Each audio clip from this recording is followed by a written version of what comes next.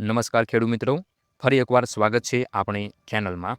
ખેડૂત મિત્રો, આપણે મગફળી અને કપાસ જેવા મુખ્ય પાકોનું વાવેતર કરીએ છીએ ત્યારે આપણે એક જ લક્ષ્ય હોય છે કે ઓછા ખર્ચે બમણું ઉત્પાદન મેળવવો. આપણે ફૂલ વધારવા માટે અને ફાલ સારો આવે તે માટે મોંઘી દવાઓ અને ટોનિકનો છંટકાવ કરીએ છીએ. પરંતુ ઘણીવાર એવું બને છે કે પાકમાં ફૂલ તો અઢળક આવતા હોય છે, પણ એમાંથી તો અડધા ફૂલ તો ખરી પડતા હોય છે. જીંડવા કે મગફળીના ડોડવા પૂરા બનતા નથી. મિત્રો, માત્ર ફૂલ લાવવા પૂરતા નથી, પરંતુ તે ફૂલનું પૂરેપૂરું ફળમાં રૂપાંતર થવું એ સૌથી જરૂરી છે. કપાસના પાકમાં જીંડવાની સંખ્યામાં વધારો થાય અને મગફળીના દાણા ભરાવદાર અને વજનદાર કેવી રીતે થાય એની સંપૂર્ણ માહિતી આપણે આજના વિડીયોમાં લેવાના છીએ.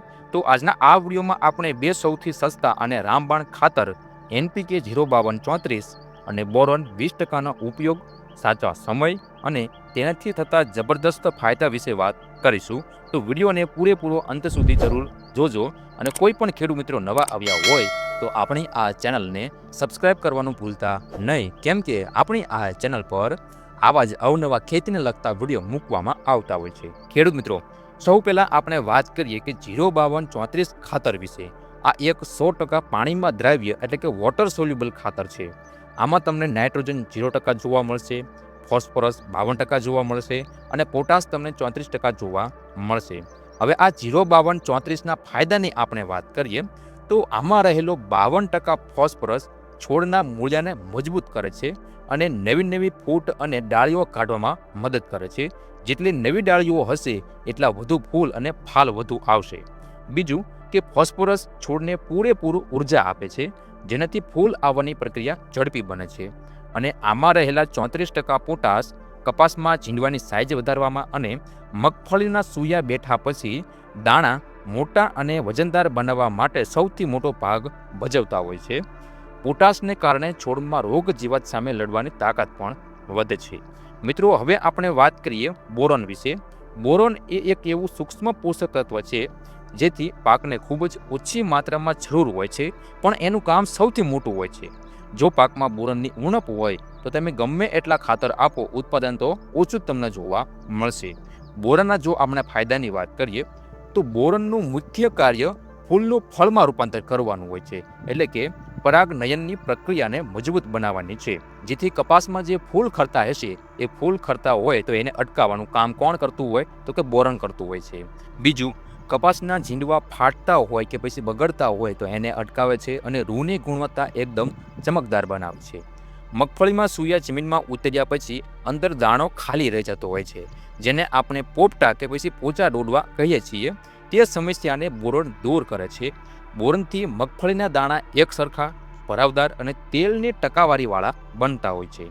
બોરોન છોડની ડાળીઓને બટકણી થતી અટકાવે છે, જેથી કોઈ પણ ડાળી જો આપણે બટકી જતી હોય તો એ અટકાવી દેતું હોય છે. અને કેલ્શિયમ જેવા અન્ય તત્વોને આખા છોડમાં પહોંચાડવામાં મદદ કરે છે. ખેડૂત મિત્રો, જ્યારે તમે 05234 અને બોરોનનું કોમ્બિનેશન એકસાથે તમે છંટકાવ કરશો, એ પછી તમે કપાસના પાકમાં છંટકાવ કરો કે પછી મગફળીના પાકમાં છંટકાવ કરો, ત્યારે તમને ડબલ પાવર જોવા મળશે. ફોસ્ફરસ તત્વથી તમને નવી ફૂટ જોવા મળશે અને ફાલ પણ તમને જોવા મળશે. પોટાશ ફળ અને દાણાને વજનદાર બનાવવામાં મદદ કરશે અને બોરોન એ તમામ ફૂલ ચાંપવાને ખરી પડવા દીધા વગર મોટા જીંડવા અને મજબૂત મગફળીમાં ફેરવી નાખશે. આ બંને ખાતર ખૂબ જ સસ્તા પડે છે, જેથી પ્રતિ એકર ખર્ચ બહુ જ ઓછો આવે છે અને ઉત્પાદનમાં સીધો 20થી 30%નો આપણને વધારો જોવા મળે છે. ખેડૂત મિત્રો, ખાતર તમે ગમે એટલું સારું હોય પણ જો તમે યોગ્ય સમયે છંટકાવ નહીં કરો તો તમને ફાયદો જોવા નહીં મળે. હવે કપાસના પાકમાં આપણે આ બંને ખાતરનો ક્યારે છંટકાવ કરવો એની જો આપણે વાત કરીએ તો પહેલો સ્પ્રે આપણે ક્યારે કરવાનો કે જ્યારે કપાસમાં ચાંપવા એટલે કે ફાલ ફૂલ આવવાની શરૂઆત થાય. આશરે આપણે 45થી 55 દિવસે આપણે કપાસમાં આ બંને ખાતરનો સ્પ્રે કરવાનો રહેશે. બીજો સ્પ્રે ક્યારે કરવાનો તો કે જ્યારે જીંડવા બંધાતા હોય અને મોટા થતા હોય, એટલે કે આશરે 75થી 90 દિવસે આપણે આ બંને ખાતરનો છંટકાવ કરવાનો રહેશે. મગફળીના પાકમાં જો આપણે વાત કરીએ તો પહેલો સ્પ્રે જ્યારે મગફળીમાં પીળા ફૂલ બેસવાની શરૂઆત થાય, એટલે કે આશરે 35થી લઈને 45 દિવસે આપણે મગફળીમાં 05234 અને બોરોનનો છંટકાવ કરવાથી આપણને ખૂબ સારું રિઝલ્ટ જોવા મળશે. બીજો છંટકાવ ખૂબ જ મહત્વનો છે મગફળીમાં. જ્યારે સૂયા જમીનમાં ઉતરી ગયા હોય અને ડોડવા બંધાવવાની શરૂઆત થાય એટલે કે આશરે 60 થી લઈને 90 દિવસે ખેડૂત મિત્રો તમે જો 05234, બોરોન 20% અને કેલ્શિયમ આ ત્રણેય ખાતરને તમે જો યોગ્ય પ્રમાણમાં અને યોગ્ય સમયે એટલે કે 60 થી લઈને 70 દિવસમાં તમે જો છંટકાવ કરી દેશો તો તમને મગફળીના દાણા એકદમ વજનદાર જોવા મળશે અને એકદમ તમને ભરાવદાર જોવા મળશે. હવે સૌથી અગત્યની વાત કે પંપ દીઠ કેટલું માપ લેવું. NPK 05234નું જો આપણે પ્રમાણની વાત કરીએ તો 15 લીટરના પંપમાં આપણે 75 થી લઈને 100 ગ્રામ સુધી આપણે NPK 05234 નાખીને કોઈ પણ પાકમાં આપણે છંટકાવ કરી શકીએ છીએ. બોરોન 20%નું માપની જો આપણે વાત કરીએ તો ખાસ આ પ્રમાણ તમારે નોંધી લેવાનું છે કે પ્રતિ પંપમાં આપણે 20 ગ્રામથી લઈને 25 ગ્રામ જ નાખવાનું છે. 25 ગ્રામથી જો આપણે વધારે બોરોન 20%નો ઉપયોગ કરશું તો પાકમાં આડઅસર પણ થઈ શકે છે. એટલે ખાસ ખેડૂત મિત્રો બોરોનનો તમે ઉપયોગ કરો તો આ એક વાત ધ્યાન રાખજો. અને એકર દીઠની આપણે વાત કરીએ તો એકર દીઠ આપણે બોરોન 200 થી લઈને 250 ગ્રામ ઉપયોગ કરવાનો છે. તો ખેડૂત મિત્રો જો તમે પણ કપાસમાં ચાંપવા, ઝીંડવા, ખરવાની સમસ્યાથી પરેશાન હોય અથવા મગફળીમાં દોડવાનો પૂરો ભરાવો ન થતો હોય તો આ સામાન્ય ખર્ચ મળતા 05234 અને બોરોનનો એકવાર સ્પ્રે જરૂર અજમાવી જોજો. તમને રિઝલ્ટ તમારી નજર સામે દેખાશે.